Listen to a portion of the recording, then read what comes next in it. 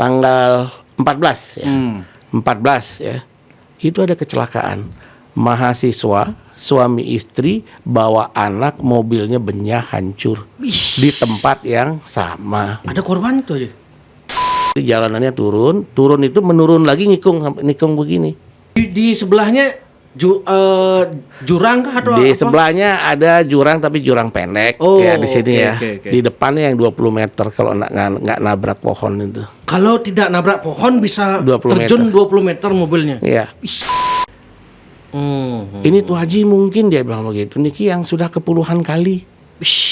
Ada yang mati Niki. Ya bule-bule itu udah sering patah dan segala macam. Tanya gimana itu kok bisa Jokowi ke sana, terus ngapain itu di sana, atau ada disuruh dukung anaknya atau gimana Ji? Karena dulu Tuh Haji kan bersaing dengan Pak Wayan Koster di dalam Pilgub dulu. Nah, pemimpinan Wayan Koster di gini gimana menurut Tuh Haji itu aja? Ya.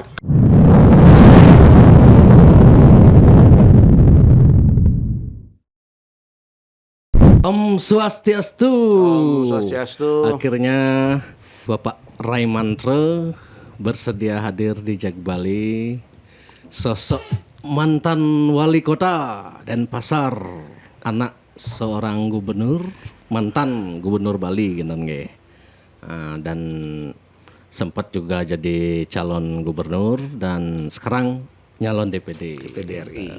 Siap Tuh Haji. Ya. Sukses semua nih sudah hadir, yang memang ingin mengundang semua tokoh-tokoh yang ada di Bali ini kalau bisa gitu. Bagus. Cuman kalau dalam format yang kita ngobrol santai gitulah. Nah, gimana Tuh Haji? Sehat mungkin?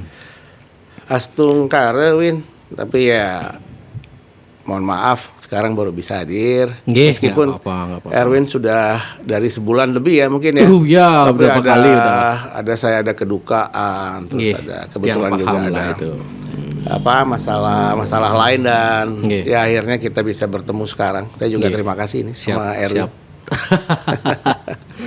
Nah, Niki kalau bicara Pak Raimantre kan terakhir kalau yang diingat sama netizen itu kan peristiwa mobil yang sampai melingap lah istilah bahasa Balinya gitu. Betul. Mobil nah ini kan mungkin gimana itu sampai begitu itu gimana tuh? Iya. Gimana sih ceritanya sebetulnya kata pertama yang bisa saya sampaikan sekarang ya bersyukur. Bersyukur saya bisa ketemu sama Erwin. Jadi ya kata bersyukur bagi saya ya itu adalah satu kata yang kita menghargai satu keadaan dan situasi yang terjadi pada waktu itu. Jadi ceritanya begini sebetulnya. Ya kebetulan itu kita mau menghadiri pengabenan di Bondalem, tuh Win ya Bondalem. Bondalem itu yang meninggal itu Ibu Hartawan Mataram. Itu zaman orang tua Tiang kan bupati ya suaminya ya. Dan itu juga beliau itu anaknya itu mantan direktur Rumah Sakit Wangaya Dr. Setiawati. Ibu Dr. Setiawati itu ya. Ya betul. Iya. Kebetulan waktu itu ngabennya tanggal 18 ya. Jadi ya mungkin banyak teman-teman yang sudah melayat. Saya belum bisa melayat. Jadi karena tanggal 15 dan 16 saya ada di Jembrana waktu itu.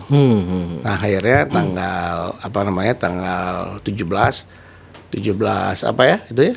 Nah Januari ya? 11 Januari ya saya ke sana. Kita jalan ya. Kita jalan. Ya biasalah dalam perjalanan itu kan mungkin teman-teman banyak yang tahu ya. Ya mungkin ya pertama kita mampir dulu di warungnya Bu Mardika di Sayan. Nah itu Tuh Haji hampir tuh Bu ya oke. Ada firasat nggak sebelumnya? Tidak ada atau mimpi atau apa? Kalau firasat mungkin waktu itu mimpi apa nggak ada ya. Cuman kalau yang kita alami itu tanggal 15 di negara. Sebelumnya sudah pernah ada pada waktu di negara ya. Itu waktu itu ya memang ya untung aja pada waktu itu kendaraannya yang bawa kendaraan supir itu pakai Waze ya programnya aplikasinya itu. Ya itu di daerah mana nama itu ya? Saya lupa itu daerah malam jam 9. Jadi nggak tahu tiba-tiba itu berhenti karena dilihat jalan bercabang itu pas di dim itu udah ada sungai besar sekali. Wih. Waduh, waktu itu syukur aja berhenti mobilnya kan gitu istilahnya. Kayak akhirnya bersyukur juga kan kita kembali semua. Tapi malam itu memang saya susah agak tidur ya. Tapi saya nggak ada mikirin masalah itu sih nggak. Cuman agak sulit aja saya tidur karena waktu itu kan kita harus tidur di Jemberana. Tidur. Oke, tanggal 16-nya kita lanjutkan mengunjungi teman-teman. Tanggal 17 kita kembali ya kita kembalinya itu maunya ke Bondalem. Dan saya memang tidak ada ngajak siapa-siapa personel yang kemarin ke Jemberana itu nggak ada. Kalau mimpi apa firasat nggak ada. Nggak ada ya. Nggak ada. Nah itu ceritanya seperti itu, jalan di perjalanan, jadi ditelepon lah oleh seorang teman. Jadi tolong mampir dulu di dapur Bali Mule. Di tempatnya Jero Yudi. Itu kan top banget. Dan saya memang mengidolakan banget. Bagi saya itu dia itu adalah orange economic lah ya. Jadi gimana lokal ya, tapi dia masuk dalam global dan dia bisa membranding desa juga sebenarnya. Jadi memang dari dulu udah pengen ke sana juga dan ya kesini dulu mampir karena jam 3 udah tutup sebelum ke Bondalem kan gitu.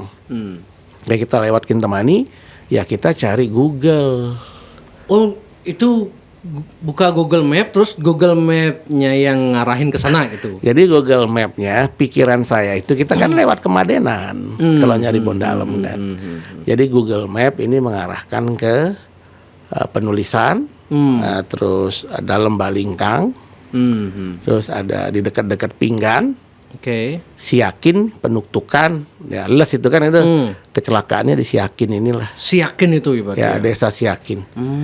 Jadi jalannya gimana itu? Ya itulah. Itu sama sekali di Google Map nggak ada jalan peringatan ya. Jadi biasanya kan ada tanda seru kalau nggak salah ya. Jadi jalannya itu sangat terjal, kecil ya. Terjal turun gitu. Ya, terjal turun. Tanah tuh aja. Ada tanah, ada yang sudah di aspal sedikit, ada yang di semen begitu, tanah ya.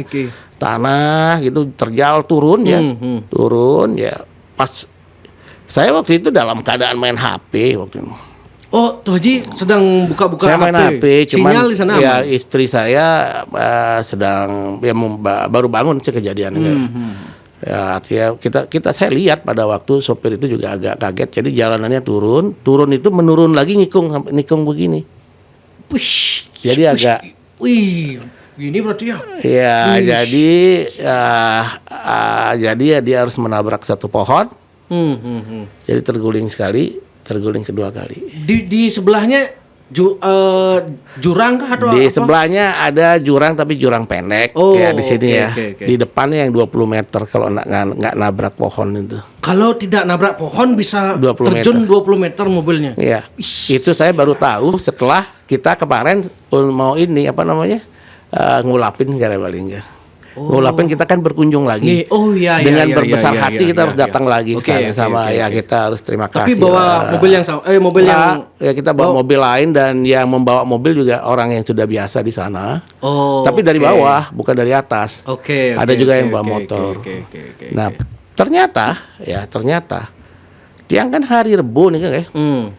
Tiang ingat hari Rebu. Hari Minggunya 3 hari sebelumnya di tempat yang sama. 3 hari sebelumnya juga di tempat yang sama. Tiang ulang ya. Tanggal 17 hari Rebu tiang kecelakaan. Berarti hari Minggu itu tanggal berapa ya? Tanggal 14 ya. 14 ya. Itu ada kecelakaan. Mahasiswa, suami istri bawa anak, mobilnya benyah hancur. Di tempat yang sama. Ada korban tuh aja. Luka-luka. Oke. Makanya tiang tuh masyarakat di sana juga bilang Tuh Haji sama sekali tidak ada luka. Bersyukur ya. Jadi saya hanya luka sedikit kecil di sini. Di kelingking aja. Ya. Jadi terus pada istri katanya sempat pingsan. Pada waktu itu yang di depan udah pakai seat belt semua. Jadi ada satu staff yang saya ajak, ada supir. Jadi saya di belakang sama istri. Pada waktu terbalik nih, karena kan posisinya begini, saya duduk di kiri. Dia nabrak kan ini dek. Nah, ini kan miring begini. Dek. Nah di sini kan istri udah mulai terjungkal. Dia masih sempat pegang. Sempat pegang istri. Nah terus lagi terjungkal lagi sekali begini, flag gini, ya untuk menahan ke ke atas ini memang agak berat. Ya sedikit agak benturan istri tiang itu lah. Agak benturan ya kita pegang. Tapi pada waktu itu semua histeris di dalam mobil. Berapa orang di dalam mobil itu? 4 orang ya. Oke. Histeris dia supir. Supir juga segala macam histeris. Tapi saya tenangkan semua. Saya suruh periksa, kamu ada luka-luka nggak? Dia bilang nggak ada. Jadi lepas seat belt, pecahin kaca, keluar. Masyarakat belum banyak datang. Ya. Di situ buka pintu baru bisa keluar. Saya masih nenangin istri juga di dalam kan, supaya dia bisa sadar dengan baik ya. Keluarnya meskipun di luar juga bilang cepat keluar. Takutnya mungkin bensinnya atau iya betul. Tapi ya akhirnya kita bisa keluar dengan selamat. Dan akhirnya Pak Kepala Desa datang, Polmas datang, masyarakat datang membantu kami segala macam, menceritakan itu dan diceritakan kembali bahwa di sana itu sudah sering terjadi kecelakaan. Mungkin Niki ini Tuh Haji mungkin dia bilang begitu. Niki yang sudah kepuluhan kali. Ada yang mati Niki. Ya bule-bule itu udah sering patah dan segala macam. Dan kemarin juga pas waktu kejadian itu juga ada anak tiang dicari sama temennya. Dia lihatkan kejadiannya sama dengan mobil tiang terbalik, ngajak suster dan ngajak bayi. Juga seperti itu. Juga istilahnya terbalik juga di tempat itu segala macam. Jadi saya bukan yang artinya ya tiang bukan yang pertama kecelakaan di sana. Jadi ya udah sekian terakhir ya. Mudah-mudahan nggak ada lagi. Ya. Mudah-mudahan itu. Mudah-mudahan nggak ada lagi. Gitu kan, ya. Waduh, tiang juga bersyukur banget ya. Kita di antara kecelakaan itu dia bilang ini Tuh Haji Rai Mantrinya dia bilang Pak Polmas, Pak Kepala Desa juga yang paling selamat dia. Yang paling selamat. Parah-parah lah. Parah dia. Ada mati 1 di sana. Yang mati itu bawa motor atau mobil? Nah itu udah saya nggak mobil kayaknya di tengah. Oke. Mobil juga di sana nih. Dan itu 3 hari sebelumnya ada kejadian sebelum tiang juga ya. Ya 3 hari berarti ya. Nah ini yang nggak kita bisa Terus prediksi. Menurut analisa itu apa yang menyebabkan itu? Jalannya kah? Atau medannya kah? Atau kalau yang tiang rasakan ya memang mungkin itu ya jalan-jalan belum layak sepenuhnya untuk menjadi jalan umum. Jalan umum. Ya. Ya. Oke. Itu menurut keterangan kepala desa dan segala macam udah sekian kali katanya untuk memohon ya. Tapi tidak ada peringatan itu ya, mohon sering terjadi ini. Katanya sih dulu di atas nih, kan ini mungkin karena perbatasan antara Bangli dengan Singaraja ya, memang ada lambang tengkorak atau apa ya. Mungkin udah hilang dan segala macam di atas juga nggak ngerti dan pernah dilaporkan. Nah, itu juga penunjuk jalan untuk dari bawah tapi dari Les ke Kintamani itu pernah dihilangkan untuk menuju jalan di sana. Nah itu menjadi satu hal yang saya rasa itu sangat berbahaya sekali, sangat berbahaya. Ini mungkin atau peringatan untuk orang-orang yang akan nanti memimpin Bali lah gitu. Oh ingat ini loh masih banyak jalan-jalan yang belum dirapikan nih gitu. Ya artinya kita cukup inilah. Untung aja ada masyarakat juga yang kebetulan juga nggak deket-deket amat itu namanya tempatnya. Dia datang ya pertama kali masyarakatnya juga belum tahu mungkin dia siapa kan. Nah ini ceritanya bagus banget. Oh oke.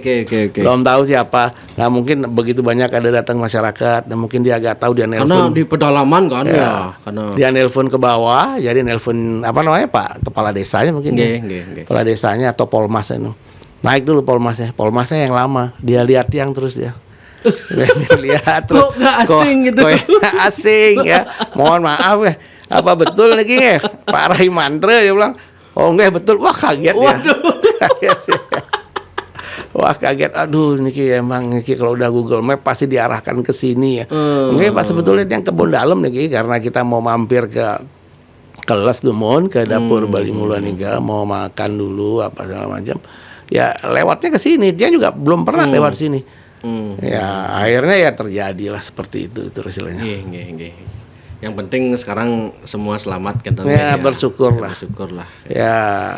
Kalau istrinya Tuh Haji masih udah sih ya, fisioterapi lah. Kalau trauma ya mungkin semua udah. Ya sudah ditenangkan. Ya kayak itu di Bali kan ngulapin juga udah dan dia juga udah biasa bawa mobil nanti segala macam ya.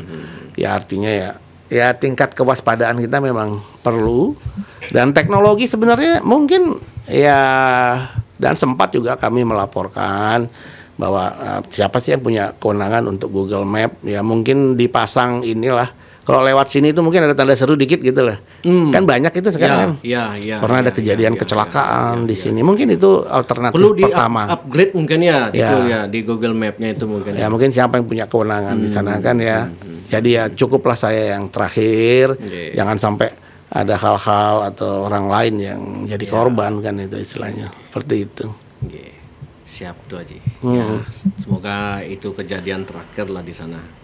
Nah ini selain itu yang menjadi highlight juga mengenai Pak Raimantre ini adalah berkunjungnya Presiden Jokowi. Semua kaget mungkin kan di Bali kan, ke Bendego dan ketemu Raimantre. Wih, nggak menyangka semua kan, waduh, nggak ada yang melirik Raimantre, tiba-tiba Jokowi ke sana ini gitu. Pasti semua ini kaget nih, terutama yang masyarakat gitu kan. Nah, ceritanya gimana itu kok bisa Jokowi ke sana? Terus ngapain itu di sana, atau ada disuruh dukung anaknya atau gimana, Ji? Iya ya, karena perspektifnya sekarang ya zamannya politik semua ya. Jadi sebetulnya Pak Jokowi itu kalau ke Bendega itu saya hitung-hitung 3 kali ya. Oh, sebelumnya sudah pernah? Nah, ya pernah. Oh. Jadi beliau pada waktu zaman wali kota, beliau kan sering ke Bali. Dan juga beliau itu punya sahabat di mana, di Kertelangu sana loh, ada usaha. Siapa ya Pak? Siapa lupa saya itu Pak Dewa. Ya artinya beliau juga mungkin dulu pernah punya showroom juga di mana, di Kerobokan dulu kan. Oh, Jokowi punya showroom? Ya, mebel gitu ya istilah dulu. Mebel, okay. Mungkin dulu ceritanya begitu. Dan ada acara apa sering ya mampir juga ke mana namanya, ke kota, ke tempat karena tiang teman. Oh, berarti emang tuh aja emang udah kenal ya, sebelumnya. Karena ya kita kan di asosiasi jaringan kota apa ya, untuk JKPI itu jaringan kota pusaka. Ya beliau kan ketua di sana, kita kan ikut lah sebagai anggota kan. Ya kita ya, dia sudah komunikasi sih, artinya ya di antar wali kota kan baik ya. Dia pernah berkunjung ke Bendega waktu itu. Waktu dia jadi gubernur pun dia pernah berkunjung ke Bendega juga. Ya ini sekarang jadi presiden dia berkunjung lagi mungkin ya. Berkunjung lagi, dia juga nggak tahu pada waktu itu beliau ingin berkunjung, ya kita nggak tahu. Jadi kondisinya pada waktu itu Pak Jokowi mau makan gitu pas Pampres ya. Itu mendadak atau memang sudah di planning jauh-jauh hari itu? Itu saya 2 hari sebelumnya baru tahu. Oh, 2 hari sebelumnya sudah dikasih. Karena yang kita tahu bahwa Bendega, saya lagi odalan waktu itu kan, anak-anak yang cerita lah itu sama pegawai. Jadi memang apa namanya dipersiapkan begitu. Dan dari mungkin dari rekan-rekan dari Kodam atau dari mana mohon tempat untuk menempatkan panser atau apa kan. Wah, serius ini berarti saya panser. Wah, serius. Soal sedang panas-panas tahun politik soalnya kan. Ya, saya serius lah ini mungkin ya. Oh, serius tuh. Saya pikir kan masa bener sih, udah lama banget udah nggak pernah berkunjung. Dari tahun 2000 berapa itu udah lama. Saya semenjak dari gubernur beliau pernah berkunjung. Jadi presiden nggak pernah berkunjung lah. Jadi istilahnya ya lama lah nggak berkunjung. Karena memang cerai dalam tanda kutip dengan PDI mungkin. Berkunjungnya ke tempat lain gitu. Jadi saya nggak tahu seperti itu. Ya istilahnya berkunjung ya istilahnya ya. Ya karena beliau presiden ya pada waktu itu ya kita sambut dengan baik, silakan. Ya sebatas nyambut begitu aja. Cuma dipanggil lagi sama beliau ya. Pak Wali, waduh saya udah pensiun Pak, jadi wali kota Pak. Saya hanya penjaga warung Pak sekarang. Baik sekali teman-teman. Tidak ada konflik dengan tokoh PDI atau Golkar atau apa? Ada, baik sekali. Teman-teman di partai ya baik-baik semua lah, nggak ada yang kita. Ya mungkin Erwin kan lihat perjalanan saya di kota juga dulu kan. Ya. Sampai orang bingung nih, Raimantre di partai apa sebenarnya? Orang yang tidak senang nyari konflik, Pak. Bin di PDI, terus-terusan di PDI, terus di Golkar gitu. Sampai orang bingung, dan memang terkenal sosok Raimantre, Tuh Haji Raimantre niki sosok yang kalem gitu. Kalau Tuh Haji kalem yang makna sebenarnya, kalau saya kakak selam gitu. Aduh. Nah gitu ini, tuh Haji. Ya. Apa memang sengaja tuh Haji membranding diri emang Jadi jadi begini politisi ya, yang jadi kita begitu? bukan Atau memang apakah- sengaja tidak mau nyari masalah atau main aman atau gimana itu? Enggak juga ya. Kalau artinya kalau kita membahas hal itu, saya kan dari tahun 2005 sampai 2021 jadi wali kota ya. Di sana nggak? Ya, kalau dihitung tiga periode 2005 2008 itu jadi wakil Pak Puspayoga. 2008 karena Pak Puspayoga naik jadi jadi wakil gubernur ya waktu itu ya kalau nggak salah beliau ya. Ya automatically saya menggandingkan beliau. Jadi wali kota, dapat SK presiden kan. 2010 running jadi wali kota kan gitu, istilah jadi wali kota itu pemilu ya. Pilkada. Ya, terus habis itu di tahun 16 sampai 2021 terakhir.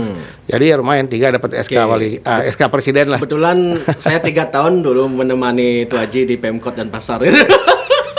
Saya ingat saya sering nginep di sana Tuh Haji. saya ingat banget. Erwin ini baru belajar jadi wartawan dulu nih. Baru belajar dulu masih Saya juga bingung ini. Ini wartawan gimana nih? Setiap saya turun saya diikutin terus sama dia. Cuman ke kamar mandi aja nggak diikutin sama dia. Sekarang udah besar ya sekarang. Aduh. Sampai nikah saya juga hadir. Ya, salut lah. Sosok Rai terus kaget juga, mau hadir tuh aja nih gitu. Ya itulah. Jadi istilahnya ya kan nggak ada yang larang juga. Secara undang-undang juga independensi kan nggak ada yang larang. Saya juga melihat hal itu ya artinya ya kita bisa lebih merangkul semua pihak dan pandangan ini kan masalah perspektif aja ya Erwin ya. Bagi saya istilahnya tujuan kita bersama itu mungkin lebih lebih kita harus utamakan gitu ya. Dan bisa harus kita capai karena tidak mudah tantangannya. Ya mungkin kan setiap orde itu kan pasti ada satu perubahan. Itu juga tantangan menjadi daripada tujuan kita bersama terutama untuk di Bali ini kan seperti itu. Itu udah Tiang melihat itu kan ada memang Tiang lihat sosok politisi yang memang suka memang bermain di ranah kontroversi gitu sehingga setiap dia kalimat-kalimatnya itu selalu viral gitu. Nah, Tuh Haji antitesanya gitu. Atau itu pengaruh faktor keluarga atau gimana? Enggak juga ya. Ya bukan masalah itu ya. Ya mungkin juga kalau ya artinya kalau orang tua kalau kayak orang Bali bilang kan bisa menjadi guru rupake, guru pengajian kan, guru swadhyaya kan gitu istilahnya. Kebetulan juga leadership di sana kan. Kalau pemimpin harusnya meneduhkan gitulah. Ya artinya mungkin ada satu nilai dan falsafah yang kalau beliau sih dulu almarhum Prof Mantra itu. Kalau Pak Ide Bagus Mantra dulu karakter kayak Tuh Haji atau sedikit vokal keras gitu karakter kalau menurut Tuh Haji? Ya mungkin kalau orang yang masih ingat mungkin sama beliau masih banyak ya beliau. Saya sebagai anaknya pun jarang sekali dimarah sama beliau ya. Oh jarang dimarah ya?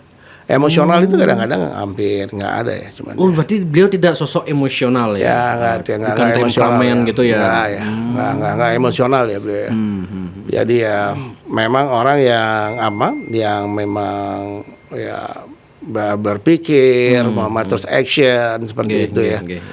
Ya mungkin pemahamannya seperti itu. Mungkin ya body language dan itu kan masalah lingkungan ya. Betul. Lingkungan itu akan berpengaruh ya, berpengaruh kepada attitude kita. Ya, itu secara automatically pasti akan seperti itu. Betul. Kalau orang itu bilang gen apa segala macam ya silakan. Tapi itu adalah tingkat lingkungan atau pergaulan yang menciptakan hal seperti itu ya istilahnya. Jadi ya memang artinya ya mungkin ya apakah wise yang ditimbulkan atau bagaimana ya kita juga belum tahu ya. Ya itulah attitude-nya seperti itulah jadinya. Nah, Tiang sempat ngobrol sama politisi di Bali kan. Tiang Rai Mantro ke DPD termasuk berani karena Tuh Haji dengan karakter yang seperti ini mau ke DPD, sementara DPD kan kita tahu sendiri lembaga independen daripada DPR RI yang butuh sosok yang memang vokal katanya gitu. Nah, apa yang membuat Tuaji justru ke legislatif sekarang gitu? Legislatif kan identik dengan menurut masyarakat tuh kalau bicara legislatif ya harus vokal gitu kan. Kalau eksekutif kerja gitu. Nah, menurut Tuaji gimana itu? Saya pernah di legislatif. Oh, dulu pernah? Saya pernah di eksekutif gitu istilahnya. Dulu pernah di Tapi eksekutif. saya pernah bekerja sama legislatif. Pernah bekerja sama dengan pasti kan dengan DPR itu. Pasti nih ya. Dalam artian di sini ya. Itu kan kita tinggal memilih jalan dan memilih perspektif kita. Ya kan. Dan sekarang istilahnya di dalam perjalanan itu kita lihat istilahnya mau kita memilih secara vokal ya, mau berbicara apakah kita memilih secara bijaksana atau memilih atau jalan yang lain. Arogan gitu. Ya. Tapi bagi saya ada dua hal yang perlu kita ketahui istilahnya dalam menyikapi sesuatu dan pengalaman kami. Itu semua benar karena itu kan tidak ada yang salah kan. Artinya ya artinya kita tidak substansinya kan sebetulnya menyelesaikan masalah. Ada yang dengan vokal menyelesaikan masalah, ada yang dengan lebih banyak ke nggak usah lah terlalu banyak ribut. Yang penting substansi jalan dalam gitu kan. Dalam artian kalau kita bisa simpulkan itu, orang itu ada dua memilih jalan di dalam menyelesaikan masalah. Dalam politik itu ya. Dalam politik itu, reaktif atau proaktif. Reaktif atau proaktif. Nah ini bedanya gimana itu? Kalau reaktif, kadang-kadang ya manusia itu lebih dahulu, lebih mudah untuk menilai dan menghakimi.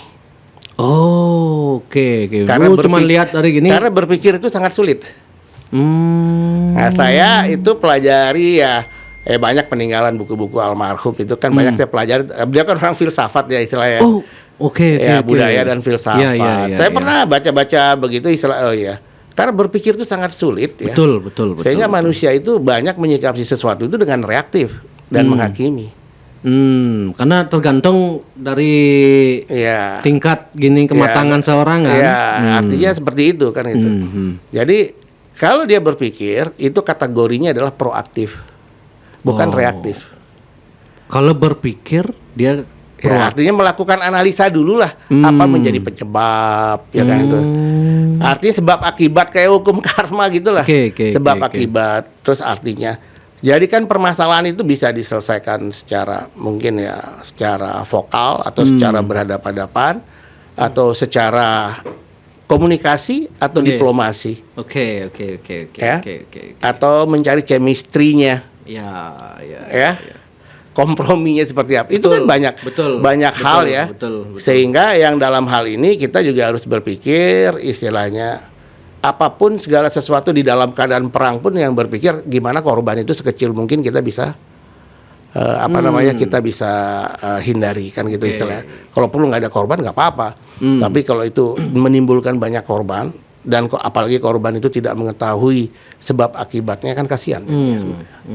Seperti itu. Itu saya rasa semua juga hal demikian. Tapi di ranah politik kan memang saya lihat memang ya yang vokal di Senayan kan tidak banyak juga kan politisi dia dari Bali banyak diam juga jadi artinya seperti itu. Tapi belum tentu dia nggak vokal kemudian dia nggak kerja kan juga kan belum tentu kan. Betul itu artinya. Tapi gini tuh Haji Ampuro, masyarakat tuh tuntutannya menilai parameternya, menilai anggota legislatif itu kalau vokal bagus, kalau nggak vokal jelek gitu parameternya. Kalau Tiang sih Win ya, Erwin lahir tahun berapa ya kira-kira? 91 Tiang tadi. 91 masuk di milenial apa Z dia? Milenial sepertinya deh. Milenial ya. Milenial lebih realistis kayaknya. Realistis. Ya, artinya begini. Kalau Z gimana? Tidak realistis. Bukan nggak realistis. Kalau Z itu istilahnya dia lahir samaan dengan teknologi yang yang ada.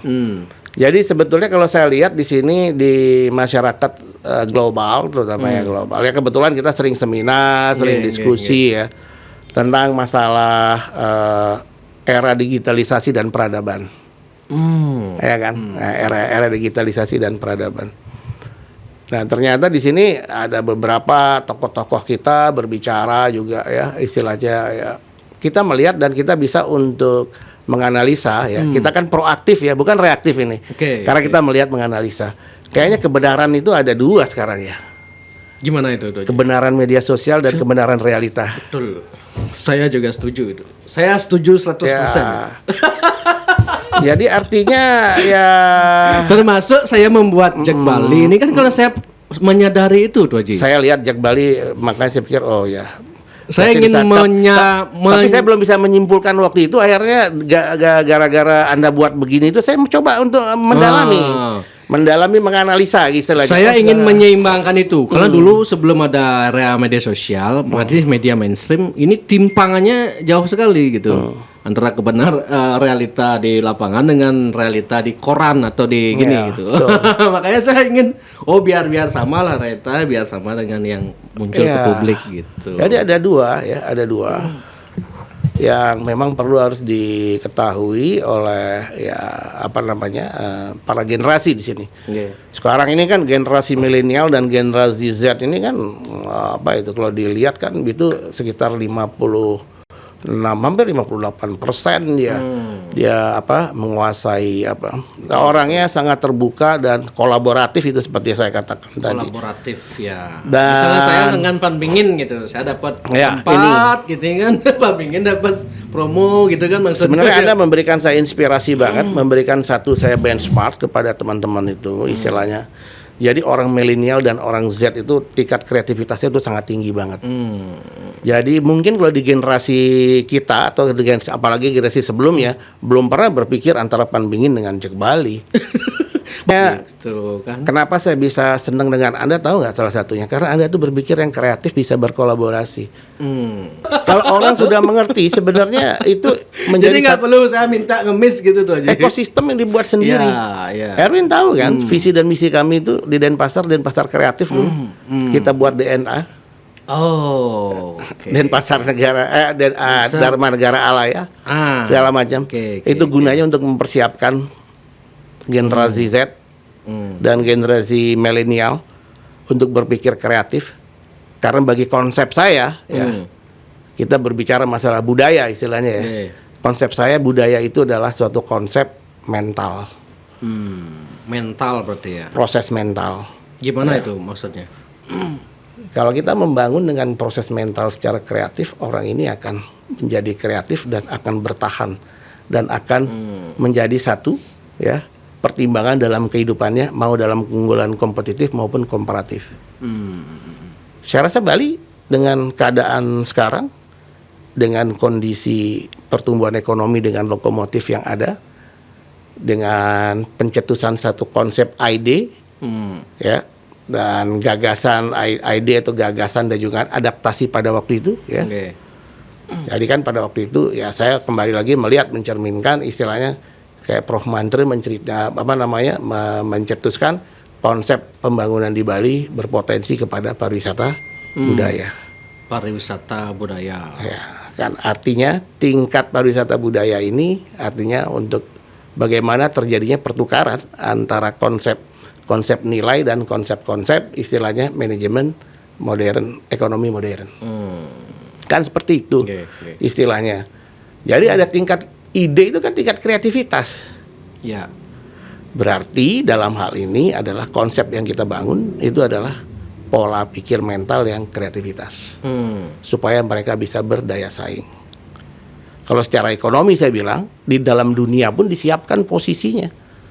Posisi di dunia itu namanya orange economic dia. Ekonomi oranye. Orange ekonomi. Ya, ekonomi oranye. Semacam sederhananya gimana itu? Artinya adanya kolaborasi atau interaksi antara konsep muatan lokal dengan muatan global. Atau modernisasi. Kolaborasi itu berarti ya. Nah itu. Misalnya dalam sebuah ada event atau dalam pentas budaya itu dibuat live di YouTube, itu pun termasuk orange ekonomi juga. Erwin ingat kan waktu zaman COVID ya? Oke, zaman COVID ingat. apa yang Ada yang menyebut itu proses digitalisasi gitu. Tapi saya cukup berterima kasih sekali dengan anak-anak muda kita di Denpasar dan teman-teman kreatif kita di Denpasar waktu itu. Erwin bisa ingat nggak kira-kira festival apa yang ada di Indonesia ini pada waktu COVID? Di Indonesia, bukan di Bali loh. Festival, aduh, lupa saya loh. Denfest mungkin ya? Denfest atau Kok mungkin yang tegas itu? Denfest ya? Iya. Denpasar Festival Iya. gitu. Ke-13 lah gitu kan. Dibilang angka keramat kan. Tapi itu jalan itu. Dan itu jaringan sister city kita bukan sister city, friendship city kita di Perth segala macam itu menyumbangkan semua atraksi atau apa. Ya semua kita kombinasi ya pada waktu itu antara offline dan online. Gimana memberdayakan istilahnya teman-teman seniman pada waktu itu yang sangat stuck ya. Oh ya. Kan bisa rekaman dulu semua ya, atau live ya. Hilang gitu. UMKM kan. Ya, pada waktu itu dan bagaimana teman-teman yang istilahnya yang putus kerja pada waktu itu. Ya, kita buka inkubasi PIP itu istilahnya dengan dengan Alpha Prima atau apa segala macam. Nah, ya artinya apa di sana? Kita melihat satu konsep di sana istilahnya ada kata-kata di dalam apa? Di dalam konsep-konsep si Wanataraja yang menjadi lambang pesta kesenian Bali itu loh ya. Di sana ada kata-kata istilahnya kreativitas tanpa batas. Jadi artinya kreativitas itu akan bisa menembus batas-batas yang yang mungkin itu tidak bisa kita prediksi atau tidak mungkin dalam logika kita tidak bisa tembus. Oke. Betul. Itu saya apresiasi banget ya sama teman-teman di pemerintah kota ya, sama teman-teman generasi Z dan milenial yang memang karena dia gadget semua kan. Betul, semua karena dia gadget kan semua. kan. UMKM akhirnya festival itu festival satu-satunya mungkin juga di dunia belum ada yang berpikir seperti itu.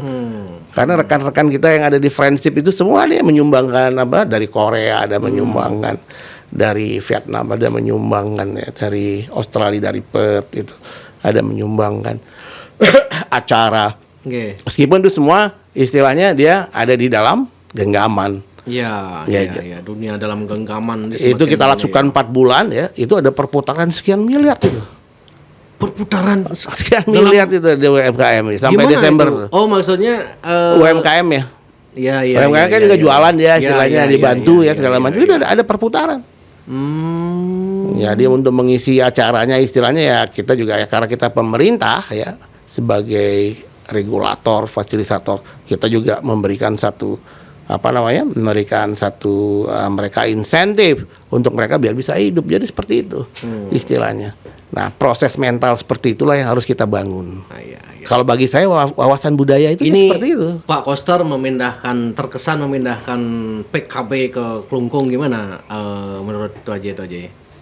Saya tapi menurut Pak Koster yang pernah di sini bahasanya beliau saya nggak memindahkan. Saya cuman karena situasi di Center itu sudah semakin crowded, macet parah, jadi biar ada ruang yang lebih bebas gitu.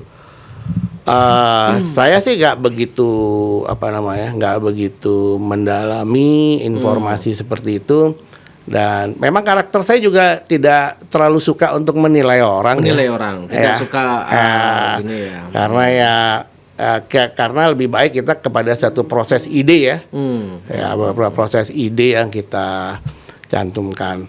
Ya artinya dalam proses itu, kalau menurut saya sih istilahnya pertimbangan karena saya tidak ada di dalam pemerintahan kan saya juga. Atau karena dulu Tuaji kan bersaing dengan Pak Wayan Koster di Pilgub dulu. Nah.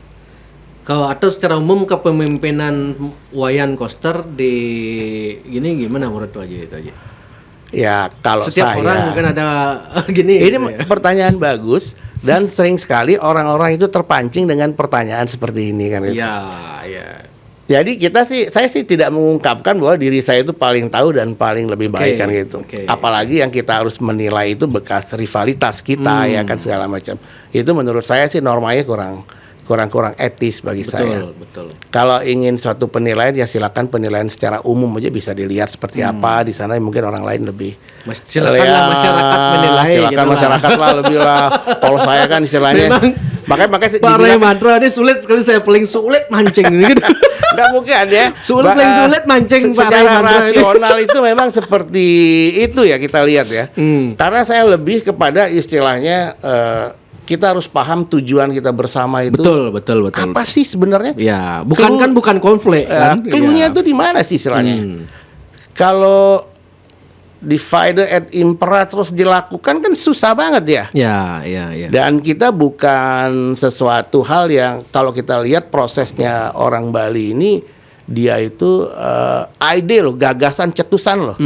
Ya, saya lihat itu ada kemampuan di zaman agraris pun secara teknologi itu. Nah, budaya itu jangan diartikan ini ya, jangan diartikan sempit. Zaman dulu tuh mereka bisa dengan sistem pengetahuan dan teknik-teknik apa namanya itu subak. Itu tingkat peradabannya luar biasa loh. Jadi wawasan budaya kita, budaya di Bali ini menghasilkan pengetahuan loh. Jangan main-main loh. Oke. Yang kedua yang Erwin juga harus paham ini istilahnya. Dengan adanya konsep Trita Karana. Ya. Tapi itu cuman katanya cuman semboyan aja. Nah, realitanya banyak gini gitu. Ya, memang untuk memahami itu sulit, apalagi untuk mengertikan orang. Tapi kita ya makanya jangan suka terlalu cepat-cepat kita menilai orang. Iya, dan menghakimi. Tapi harus berpikir terus, proaktif kita, menganalisis dan apa yang bisa untuk terjadi ya. Kalau saya lihat di sini ya. Bisa nggak melihat istilahnya, mungkin buka di Google guys, itu ada salah satu konsep prosperity dan happiness. Jadi ada piramida kesejahteraan atau kebahagiaan masyarakat. Itu ya, itu ada namanya Ibu Cherry ya, terus ada namanya Pak Ardike mantan Menteri Pariwisata ya, dan ada saya waktu itu sebagai wali kota ya kan, itu istilahnya. Kita berdiskusi ya tentang konsep pembangunan berkelanjutan. Ya, artinya yang berkelanjutan ini kan kalau konsep kapitalisnya kan ya jelas prosperity, pertumbuhan. Tapi kalau konsepnya berimbang seperti kita Trita Karana ini kan jelas ada kebahagiaan juga selain pertumbuhan. Nah, akhirnya mereka membawa konsep ini ke MIT kan, Massachusetts Institute of Technology di Boston kan. Sama di Tsinghua itu di Cina ya kalau nggak salah, itu dua university itu. Kan akhirnya ada Trita Karana Global Summit yang menggabungkan antara SDGs dengan Trita Karana itu menjadi piramida ya, ada dibagi dengan konsep ecological ya, terus konsep human atau people, dan ada konsep peace di sana. Itu artinya apa? Itu artinya peradaban orang Bali lagi. Selain daripada selain daripada subak itu. Subak yang kemampuannya juga pada waktu itu dibahas waktu zaman-zaman orde yang lama-lama itu juga di dalam tingkat dunia ya. Sekarang Trita Karana ini dengan konsep piramida kebahagiaannya itu ya. Itu dibahas lagi, itu kan luar biasa. Peradaban orang Bali itu. Karena di media sosial sering di trending orang Bali, kita bicara Trita Karana cuman semboyan aja, itu sampah Tepa Suwung ini ngomongin Trita Karana, sampah aja masih menumpuk kayak gunung gitu. Nah, terus kita bicara subak, sementara sawah sudah pada hilang per tahun itu 1.000 hektar kalau nggak salah itu, atau lebih itu mungkin itu. Nah itu realita dan semboyannya gini. Dan lagi satu ya, arti itu konteksnya mungkin nanti kita bahas ya konteksnya. Dan yang terakhir ini saya lihat ya, begitu ada satu konsep pembangunan wilayah pedesaan ya di dunia kan gitu kan. Jadi kan teori-teori dunia itu kan keluar gimana caranya mengatasi kemiskinan, bagaimana mendekati monetary di pedesaan segala macam. Itu orang Bali sudah bisa menciptakan LPD pada waktu itu. LPD ya. Jadi LPD yang menciptakan itu ya silakan dicari aja. Ya. Siap. Artinya pada waktu itu ya, Grameen Bank itu kan ada. di Bangladesh ya. Jadi di tingkat dunia ya. Jadi istilahnya Credit Village Institution namanya dia ya. Dengan Grameen Bank ini mempunyai posisi yang sama di dalam jurnal internasional loh. Oke. Ya. Jadi pada waktu zamannya katanya kan ada apa tuh, ada pemahaman setiap masa ada orangnya, setiap orang ada masanya. Okay. Tapi pada waktu masa-masa itu orang Bali itu bisa menunjukkan peradabannya yang baik. Iya. Ya sekarang kan tinggal masa sekarang nih. Nah, artinya kebudayaan, ya konsep wawasan budayanya orang Bali ini, ya. Jadi bisa menimbulkan atau bisa menciptakan, ya, satu tingkat peradaban yang baik. Tingkat peradaban itu apa? Antara kemajuan lahiriahnya dia dengan batiniahnya dia. Ada sesuatu yang memang harus dipertahankan, ada sesuatu yang menyesuaikan, kan begitu, bentuknya bisa menyesuaikan, kan begitu. Nah itu hal-hal yang sangat penting kita lihat.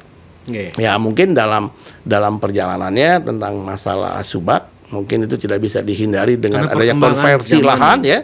Perkembangan zaman ini ya. Ya bagaimana nilai-nilai subak ini menghadapi ya perkembangan zaman yang ini. Strateginya harus dimiliki. Yang sebuah instan sekarang ya, ini. Ya kan gitu. Dan bagaimana Bali di dalam konsep budayanya, kan gitu istilahnya, untuk sustainability about the culture ya, masalah kebudayaan Bali dan segala macam ini, yang memang sekarang tuh sudah ada konsep unggulnya, bagaimana berdasarkan antara prosperity dan happiness. Ya. Kan sudah ada pembagian, kan begitu istilahnya. Nah sekarang yang bagaimana tingkat kesejahteraan dalam mendekatkan monetary, istilahnya keuangan di pedesaan untuk mengatasi segala permasalahan di desa ya. Bagaimana konsep LPD ini kedepannya supaya sustainability. Karena itu tulisan almarhum itu Profesor Mantri itu saya jelas banget loh lihat di sana ya. Di sana istilahnya. Apa yang membuat beliau dulu membuat itu tuh aja? Ya karena beliau seorang budayawan ya. Dan itu Dirjen Kebudayaan, itu proyek Borobudur itu dulu kan beliau yang merevitalisasi itu sebenarnya. Ya termasuk pembuatan center yang pertama itu pada waktu Dirjen itu. Iya. Nah, artinya apa istilahnya di sana? Jadi kalau kita lihat ya itu menjadikan sesuatu kita itu memang budaya kita itu memang menghasilkan pengetahuan dan beradaptasi. Dan beliau menyebutkan lagi di sana istilahnya. Jadi LPD ini ya, jadi istilahnya dia itu harus kreatif dan bisa menjawab aspirasi masyarakat modern. Tapi sekarang LPD sudah mulai kacau, banyak kasus, kemudian dikalahkan oleh apalagi secara online ada pinjaman online gitu kan banyak kan. Jadi orang semakin instan, jadi LPD ini tidak di-upgrade menurut saya itu. Bukan hanya LPD aja, tingkat peradaban yang pernah kita miliki sebenarnya kita harus upgrade. Kalau dalam konteks dulu kan beliau sudah bagus sekali itu kan. Pada waktu zamannya kan demikian. Tapi ini kan ada perkembangan. Betul. Karena ada kata-katanya untuk istilahnya dapat menerima aspirasi masyarakat modern. Kata-katanya kan harus adaptasi. Oh, iya.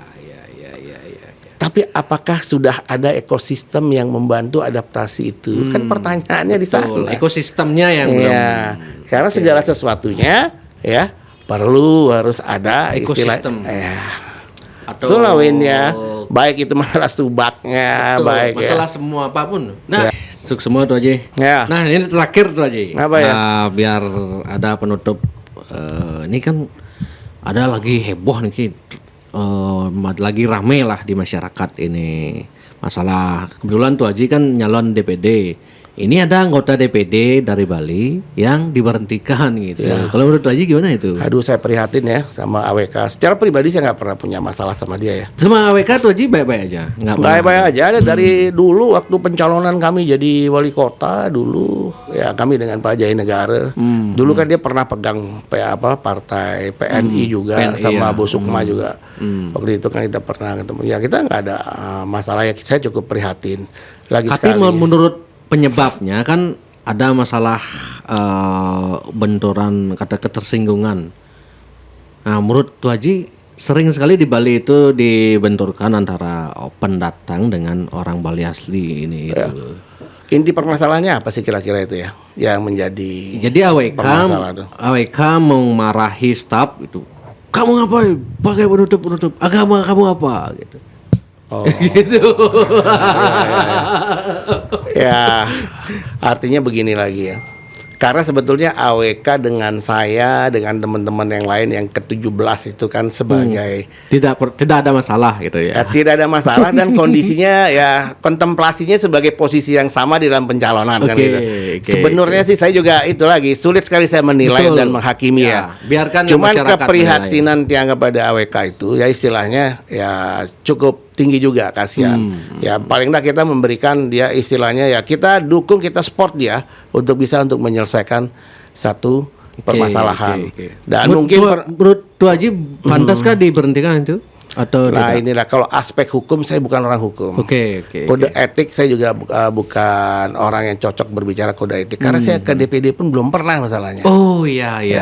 Tapi kita ya dalam satu hal ini apa yang kita bicarakan tadi ya Pak Erwin dari awal ya tentang masalah budaya dan peradaban kita ya. Jadi menurut saya ini Pak Erwin dengan ya mungkin dengan ada keprihatinan kita dengan kasusnya AWK yang sekarang ya. Makanya saya ada satu hal yang memang ketertarikan saya di dalam ke DPD ini sekarang. Gimana nih Kak? Ketertarikannya begini ya. Memang saya selesai sekolah di 2021. Selesai menjabat 2021. Sebelum itu fenomenanya saya lihat itu sangat unik di 2020.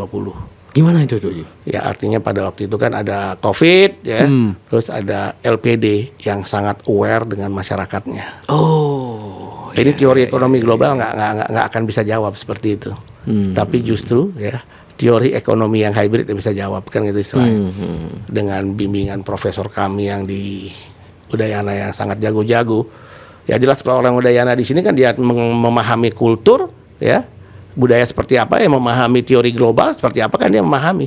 Ya istilahnya dengan konsep-konsep seperti itu bimbingan kami ada melihat sesuatu hal ya. Dengan dengan hal yang sangat penting saya lihat ya istilahnya. Saya bertanya nih ya, mungkin Erwin bisa mewakili rekan-rekan atau orang-orang yang lain yang mungkin akan bisa meredam setiap permasalahan-permasalahan yang muncul terhadap apa yang kita khawatirkan bersama. Ya jadi konflik di media sosial kan. Saya lihat budaya itu sebagai potensi atau tidak? Saya tanya sama Pak Erwin. Budaya potensi atau tidak? Sebagai budaya itu sebagai potensi atau tidak? Iya. Karena jelas. DPD itu tugasnya itu menggali potensi loh Pak. Oh, berarti sebetulnya DPD itu tugasnya saya nggak bicara agama Bang kita bicara budaya ya Pak istilahnya. Karena kalau bicara budaya itu saya banyak sekali referensi selain orang tua kalau saya. Kalau menurut Tuh Haji konteksnya budaya Bali kah atau apa itu? Kalau bicara budaya itu ilmu luas lah ya. Budaya itu kan teknologinya teorinya kan banyak banget itu budaya. Itu udah global. Apalagi artinya the global education ya istilahnya. Makanya saya perlu tegaskan budaya yang mana maksud Tuh Haji atau secara umum. Nah, sebentar ya. Jadi saya lihat referensi orang tua saya melihat referensi mantan ketua PBNU Profesor Dr. Said Agil Sihag ya.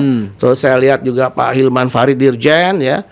Sujiwo Tejo lagi bahwa dia bilang budaya itu adalah pertahanan lagi dia bilang daripada ngomong segala macam budaya. Terus saya juga ada istilahnya ada lagi beberapa yang siapa yang kribo-kribo. Saya lihat itu ya terakumulasi. Saya lihat saya tanyakan kembali itu istilah. Jadi istilahnya ini budaya ini sebagai potensi atau sebagai sumber daya apa enggak dia? Jelas. Erwin jelas ya? Erwin sama saya. Dan penelitian saya di S3 saya itu sumber daya alam yang tidak berwujud itu budaya loh. Sumber daya alam yang tidak berwujud budaya. Oke. Jadi ada dua hal ya, yang saya lihat di sini. Ini menyangkut semuanya dan kita mencari jalan tengah nih Erwin ya. Mungkin bisa kita hal yang sangat. Kalau pemikiran saya bagus ya silakan, dan kenapa saya harus memilih jalur yang independen supaya netral ide yang kita keluarkan di sini ya. Nah, jadi pemikiran saya begini. Jadi saya menemukan di sana istilahnya ada beberapa manfaat dan saya sangat syukur sekali saya dapat bimbingan oleh teman-teman profesor-profesor saya yang di Udayana, saya lihat di sana ya. Jadi ternyata ya ada satu jurnal dari Profesor Mariam namanya dari Malaysia. Dia menyatakan bahwa modal agama itu bagian dari intellectual capital. Modal agama atau budaya? Modal itu dulu ya. Agama menjadi bagian dari intellectual capital. jadi modal intelektual. Modal intelektual itu kan banyak sebenarnya, ada modal teknologi, ada modal sosial, ada. Dia menambahkan dalam penelitiannya dia adalah modal agama. Ya kan? Dari sana saya juga tertarik. Ya. Saya meneliti di dalam penemuan saya menemukan bahwa modal budaya sebagai bagian dari intellectual capital. Kalau intellectual capital itu artinya apa? Ya, artinya bagaimana caranya kita yang dari yang aset yang tidak berwujud, yang intangible asset ini, ya, bisa ditransformasikan. Ya. Jadi bisa mengakumulasikan, menghasilkan suatu material. Dan material yang bisa memberikan satu benefit kepada stakeholder. Dan bukan hanya manfaat benefit itu aja, ya itu budaya, masalah harga diri juga, ya kan? Nah, jadi menurut saya di sini ya ada satu hal yang sangat baik ya dalam hal ini ya. Kan dari dulu kan banyak kita berbicara tentang permasalahan. Wah, ini bagi hasil ya istilahnya. Budaya. Dan saya melihat di sini pada waktu penelitian saya itu saya membaca tulisannya Pak Menteri. Mungkin kalau sekali waktu Pak Menteri Sandiaga Uno diundang di Jak Bali sama saya di sini bicara, mungkin enaknya ya. Berbicara begini ya 2021 bahwa pariwisata ini mendatangkan satu devisa. Devisa pariwisata. Itu yang besarnya sebesar 20 miliar dolar US. Itu hampir ya kalau dikali rupiah kan berapa itu? Ya hampir 300 triliun lebih lah. Ya kan? Nah, pariwisata ya. Nah, kita kan jelas pariwisata budaya kan itu istilahnya ya. Dan 50% itu berasal dari Bali. 50% dari 300 triliun itu ya, gila. Dan Bali katanya tidak imbang ini, feedbacknya belum. Nah, saya nggak bicara masalah imbang dan tidak imbang. Oke. Yang saya pertanyakan sekarang di dalam apakah itu peraturan pemerintah atau undang-undang yang ada di negara kita ini? Yang saya pertanyakan sekarang, yang menjadi pemahaman kita bersama. Kita bukan hanya menuntut yang kecil-kecil, masalah desa adat, masalah pembagian hasil, nggak begitu, nggak. Artinya kita istilahnya ingin satu melihat kesetaraan konsep di dalam undang-undang atau peraturan pemerintah.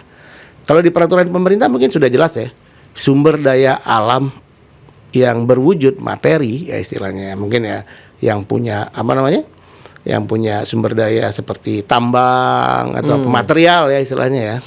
Ya itu ada perlakuan yang baik, yang khusus ya. Tapi sumber daya yang tidak berwujud ya, intangible ya mungkin, itu belum mendapat perlakuan yang baik. Nah, kan gitu belum sekarang. Ya belum ada penjelasannya seperti apa kan itu. Ya memang istilahnya ada indeks pemajuan kebudayaan dan segala macam. Nah sekarang ini kalau kita lihat Bali ini, kalau tadi Pak Erwin itu setuju dengan budaya itu sebagai salah satu potensi kemampuan ya kita hidup di Bali ya. Ya kita hidup dari kebudayaan Bali dan posisi pariwisata budaya di Bali ya, ya pernah mendapatkan atau mungkin sampai sekarang dia bisa memberikan satu posisi yang tinggi terhadap pariwisata di dunia. Ya kan? Artinya apa? Artinya negara-negara lain boleh dia memiliki satu keterkenalan, memiliki satu harga diri ya dalam teknologi atau kapitalis kan itu. Tapi dia akan berkedudukan sama di dunia ya. Dengan potensi kita yang memiliki keahlian di dalam pariwisata budaya. Betul. Sama nih harga diri ini. Nah, sama nih harga dirinya kan. Itu betul. Pernyataan-pernyataan itu betul. Nah, terus yang selanjutnya kita lihat ya. Kita punya potensi yang sangat besar ini ya. Kalau kita bicara tentang masalah modal budaya ini tidak dianggap sebagai potensi. Dan sedangkan hasil daripada devisa pariwisata ini sebagai penyumbang kedua terbesar setelah pendapatan migas dan segala macam. Oh nomor 2 ya? Nomor 2 itu Pak Sandiaga Uno yang bilang. Artinya kan tidak boleh ada perbedaan atau diskriminasi yang membedakan sumber daya alam yang berwujud dan tidak berwujud dalam kontribusi pendapatan dalam membangun negara kan? Makanya meskipun anggaran untuk event-event kebudayaan dan lain-lain untuk kebudayaan pemajuan budaya Bali itu sebetulnya kan sering dibandingkan, oh ngapain mahal-mahal gini gitu kan. Artinya begitu kan ya. Dan kalau kita lihat juga dulu ya istilahnya ya. Ya sekarang memang ada indeks kemajuan kebudayaan dan segala macam. Ya. Ini artinya begini, kalau kita punya pemahaman yang sama, ya semua ya. Saya berangkat mengajukan satu opini atau ide publik secara netral sekarang. Dan kita punya pemahaman yang sama di dalam semua partai, umpama semua anggota DPD umpama yang ada ya. Satu, ini bukan menuntut hak ya sebenarnya, tapi menuntut kesetaraan dan pemahaman. Oke. Di mana setiap potensi itu kalau sudah mulai rusak dan berkembang, itu sangat sulit digantikan dengan potensi yang lain. Yang mempengaruhi tingkat kesejahteraan masyarakat. Ya. Sehingga perlu mengamankan. Tuh Haji melihat itu sudah ada potensi yang belum dimaksimal digarap. Gitu. Ya mungkin juga ada distorsi. Kalau dulu kita melihat ya, itu ya bisa dilihat tahun berapa itu. Kita punya perda seperti desa adat ini dia memiliki desa otonom. Ya kan itu istilahnya ya. Justru desa adat atau Banjar ini sebagai agent of change. Oke. Ya justru program-program nasional itu ya kulonun atau kerjasama berinteraksi dengan Banjar-Banjar untuk mengadakan posyandu. Ya. Jadi tidak perlu harus menghapus Banjar itu jadi RT atau ini jadi RW kan. Itu kan ada perdanya dulu kan. Nah ini kan itu bisa berjalan. Saya nggak tahu sekarang Erwin sendiri atau masyarakat sendiri merasakan hal seperti itu nggak. Nah sedangkan hal-hal seperti itu justru ini kalau menurut pandangan saya ya, dia memberikan positioning yang sangat baik secara ekonomi, secara marketing, ada diferensiasi dan spesifikasi. Sehingga menempatkan pariwisata budaya ini mendapatkan level terbaik di dunia. Kalau di Bali konteks pariwisata budaya ini yang paling jadi ujung tombak apa menurut Haji? Kalau kita bicara masalah budaya ya, ya, artinya kita setuju nggak dulu? Erwin kira-kira setuju nggak? Kalau kita bicara masalah budaya itu sebagai modal, jadi culture capital. Setuju. Berarti setuju dengan penemuan saya istilahnya. Jadi culture capital. Nah kalau Bu Mariam itu kan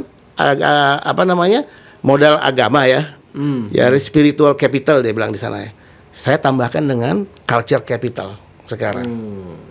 Ya. Kalau itu setuju ya dalam artiannya.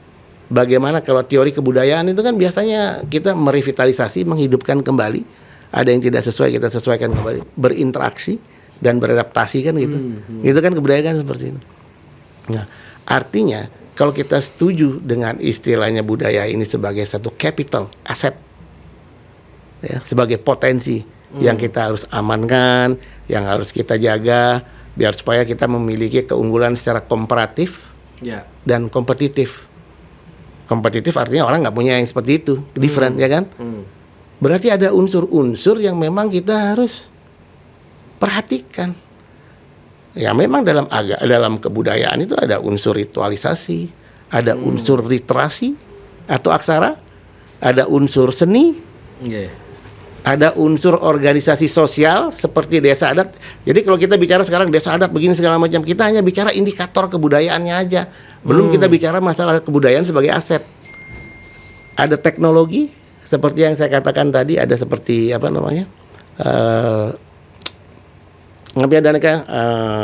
subak segala macam ya. Ada sistem ekonominya, ada kayak pariwisata budaya, kayak istilah orange economic yang kita bangun. Dan ada istilahnya ini juga LPD, ya kan, yang memiliki karakter dan juga pendidikan. Ada 7 unsur. Pendidikan mungkin ya prasramannya sekarang. Terus apalagi sekarang ada guru bahasa daerah nggak sekarang?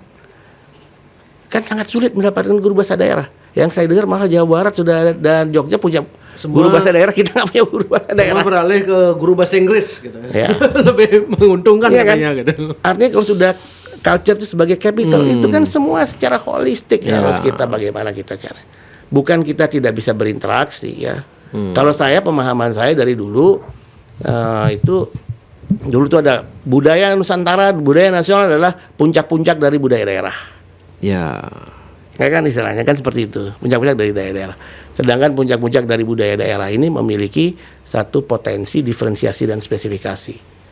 Dan saya yakin penghasilan devisa pariwisata yang berasal dari intangible asset itu, ya, Bali 50%, sisanya kan ada yang lain.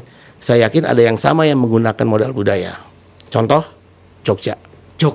Oh benar. Contoh Toraja. Toraja, Jogja Ya kan? itu kan. Ya mungkin kalau Aceh dia modalnya modal spiritual, dia masuk ke sana dia dihargai, dan modal kultural dua dia mungkin.